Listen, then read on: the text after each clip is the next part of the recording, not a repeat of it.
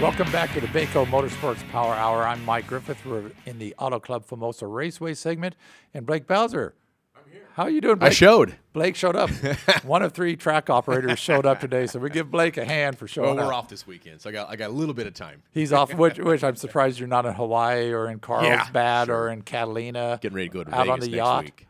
Not out on the yacht or anything. No. Yeah, yacht's parked this weekend. Can't afford the fuel. diesel. So how are you doing? Doing good. We had a nice big weekend this past weekend, and we're getting caught up on that and getting the place cleaned up, and going to be off for a couple of weekends. Well, this weekend we're off, but the weekend after we're all heading over to Vegas for our big ET Finals. Right. Team championship. So all the tracks all come together. That's all the Division 7. California, Arizona, Utah, Nevada. We all come together and have a big race over big there. shootout. So and that race goes from track to track, right? It rotates between us, Fontana, and Las Vegas because we're the most central facilities. So we try and have a central site. So once every 3 years, minimize the travel. It's at Famoso, and then the same thing there. Yeah. So this weekend you had the street tuner event. On which Saturday. was very popular on Saturday nights during the summer when it was so hot. How was it this Saturday during the day? It was okay because a lot of those guys can't come 2 days, so they chose to come Sunday, which that's fine. That's our actual race. The import face-off was on Sunday, so our street tuner count wasn't great Saturday, but we still had a good day out there. A lot of guys got a lot of laps in. So because a lot of the street tuner guys are the guys that are kind of the guys who will do the import racing. Exactly. Right. Yeah. We see obviously the day before an import race or import face-off, we'll see a lot more import street tuner cars out there, which we did, and they got a lot of runs in. So then Sunday was another good race. So and how'd that go with the import face-off? They're newer to racing, so there's a little more carnage involved in parts. Which we saw out there. I mean, we were walking down the track. If we see a car have a little puff of smoke or whatever, we'll go out there and we're finding chunks of engine block and connecting rods. Really? They're pushing those things to the limits with everything they can do. And so they're blowing up the nitrous and everything, and so they're blowing up too. So you're going down there. They can blow up just like the top fuel guys do. Not quite as much oil on the track. No, in fact, we had one that was a doozy, and we thought, oh man, we were literally picking up pieces of block and, like I said, connecting rods, and there was no oil at all. So we think someone forgot the oil part in the engine. So. For us, that's good because it's easy cleanup. And if you forget the oil part in an engine and you do that, that's probably what's going to happen. Causes a little friction. And, causes a little catastrophic failure. Yeah. So for us, easy cleanup. We just get all the parts picked up and because you don't want to miss a part. There's a chunk laying out there. It's going to go through a tire, and that's not going to be good. But when there's no oil, it's a lot quicker to clean up. Yeah, It's easy to get the chunks off. A little tougher to get the oil off. So you got the break this weekend. Yeah. And then next weekend we head over Wednesday night, and we'll spend the entire weekend in Las Vegas there. Thursday, Friday, Saturday, Sunday, and come home on Monday. About how many people? Do you have one team or two teams? We have one and a half. So we're about 60 competitors going from our track over there. We think at this point right now. Right. The most you can send is two teams, which would be 80. 40. That's correct. 10 teams for each bracket. It doesn't matter how you mix it up. It doesn't matter. You can send 40 people all in motorcycle if you wanted to. And obviously, pro was. And that's kind of the challenge. Where do you put your people? Do you put them? Because your biggest field throughout the year is pro. That seems to be where everybody. Yeah, that's most popular. And that's the case with all the tracks. What's the time for pro? As far what's as the ET? Where is it fall? They're well, you can run up to 750. 750 to I think it's 1199. I think 750 to 1199. Yeah. So it's probably so popular because it encompasses. It's a lot of various divisions, both dragster and door slammers. So you get your pro is it's pretty much all door cars. You get most of your alters and dragsters go into super pro because they have electronics on board. Your degassers out there and that type of stuff. Yeah, because it's a non-electronics category, so it crosses over a lot of guys that run nostalgic and jump in that. There's guys that run nostalgia. And ANRA, which is your next event, which is the 15th and 16th. Yes, the weekend Saturday, Sunday. They'll come in and park and stuff on the 14th. Mm-hmm. This American Nostalgia Racing Association. That's their finals for the year. That's their finals. I think they call it the fuel. Decide who gets the fuel and gas final. ANRA fuel and gas finals, and they run about 16 divisions, I think.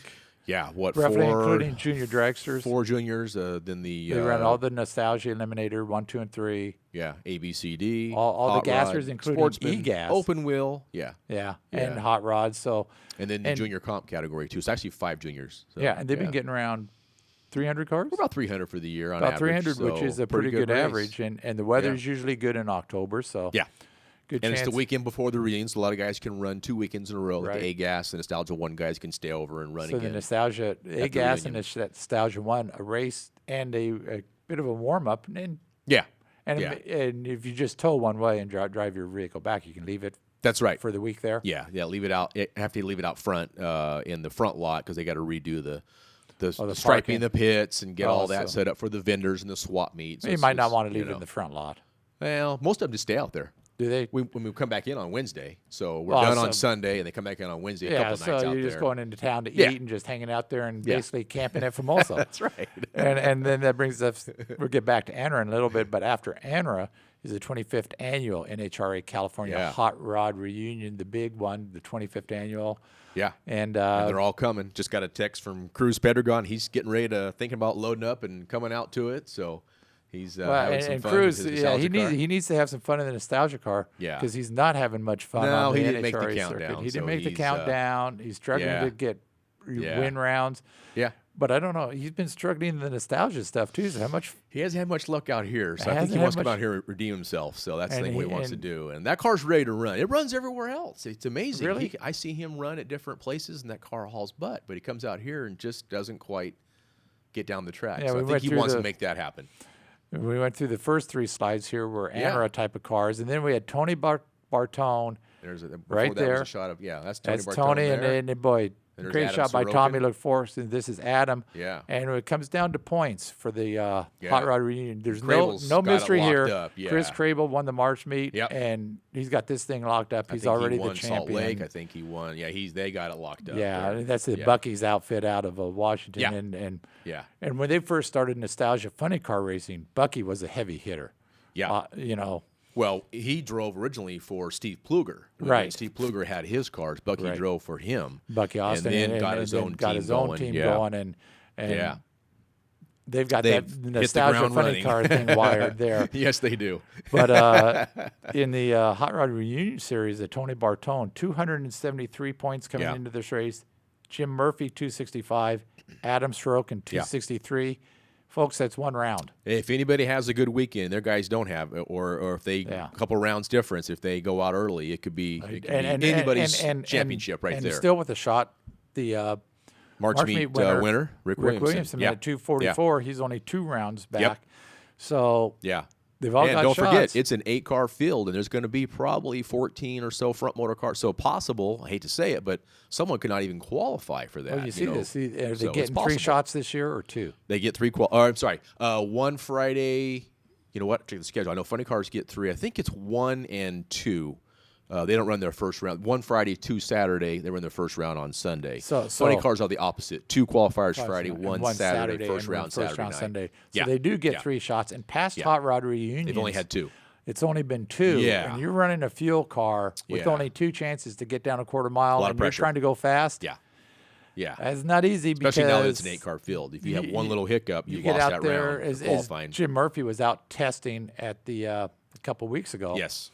Out there for the Saturday Night Nitro show, and I had it on video, and he was, participating in the Nitro, but he wants to run. He got out there and had a good launch, but just smoked the tires about 300 feet out. Yeah. So you do that one time, you're down to 1 run for if you only have now you have 3 qualifiers, a little less pressure. So the 3 qualifiers really, I think, take some of the and it settles guys down, makes it a little more fair. Yeah, it's good for the fans. I think for the field cars, you really need to have 3 qualifiers because if you just let's face it. I mean, you're on the edge. Yeah. Well, it's great for the fans too. You get to see a third full session of nitro cars. See lots of nitro cars out there racing. Yeah. They actually changed. They mean the reunion committee. They changed that last year. Was our first time running 3 qualifying sessions at the reunion. It was good to see. A lot of the fans were real happy about that. So it makes for a good show. We don't start early. It starts that Friday. Yeah, well, they start setting up the vendors and the competitors Wednesday, campers and spectators Thursday, and then the Friday and morning no we hit the testing ground. before. No testing. You hit the ground running on Friday morning. Running on Friday. And that's always a good day to go out there because you're going to see Yeah. 3 rounds of field. You're going to see two Yeah. funny car qualifying rounds On Friday. Yeah. and a top field qualifying rounds, plus the other rounds. Plus, if you can sneak away, maybe not quite as crowded as Saturday. So if you got to sneak out there Friday on is Saturday, the day to be there. You see as much as you would see on Saturday. and then really, you come do. back Saturday though. Yeah. It's a full party in effect. You're going to have Oh yeah. have the one funny car round plus Yeah. Plus first round. a funny car. Yeah. And then you're going to Then have the Q3 last round for top fuel. Top fuel. And then all the cackle cars are Yeah. there, and they've had around 100 before. And these, for people who don't know, these are the restored and recreated cars from the 50s, 60s. Right. Front motor dragsters Yeah, and yeah. stuff that were push Primarily the started, 60s. Yeah. The front early motor 60s, era. Yeah. late yeah. 50s, 60s, Yeah. and you'll see a lot of them are like museum pieces. Oh, yeah. Restored museum pieces. You get out there, they're going to all be lined up And they're toward the restored front. for this purpose.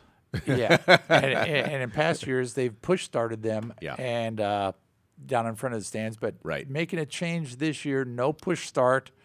Going to be Well, we're going to I see think- some on Saturday. Friday night they're gonna make like a horseshoe area in the starting line, the pad area, Right. and do a thing there. like a We're ring going to of see fire. some push start on Saturday. We're going to see Sunday. We're going to see a static start in front of the grandstand. So it's going to be a Saturday neat night. variety. The generally is going to be a static start on the front. I've been told there are some push starts, but it's going to happen on the quarter mile, so they're within the within the protective guardrails. barriers. So there's Yeah. some push starts. Just some safer static. for all of us. So I a like little that. changing it up, but you're going to see Yeah. some firing up and. But something each day in that regard. And yeah. so what we're getting to is that the reunion is more than just a drag race. Oh, there's so much more of the social side going on and hanging out in the pits and the swap meet and the vendors and all that. There's a lot more going on than racing. Yeah. Yeah, they've got a silent auction area where you can buy Huge. memorabilia Yeah, that's just yeah. huge with stuff from yesteryear. And they're inviting back every honoree from the previous 24 years if they're still with us. You know, unfortunately, some are not. But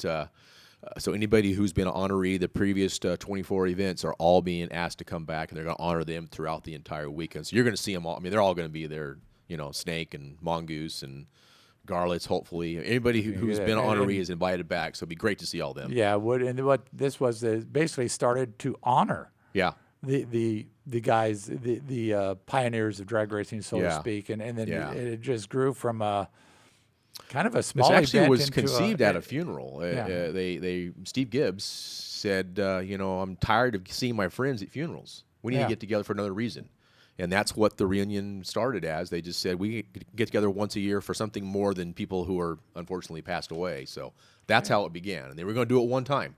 And now we're doing it 25th. And it was so popular that it's now 25 and counting, Yeah, and and it shows counting. no signs of slowing down. Yeah, So yeah. okay, Blake's going to be in Catalina this weekend sure. or somewhere. My daughter's volleyball tournament. And then next weekend he's going to be in Las Vegas with Team Famosa. Yes. And we're going to be back at Auto Club Famosa Raceway the 15th and 16th Yep. for ANRA. So we'll see you out there then. Sounds good. I'll be there. Okay. Thanks for coming in. And that ends another edition of the Baco Motorsports Power Hour.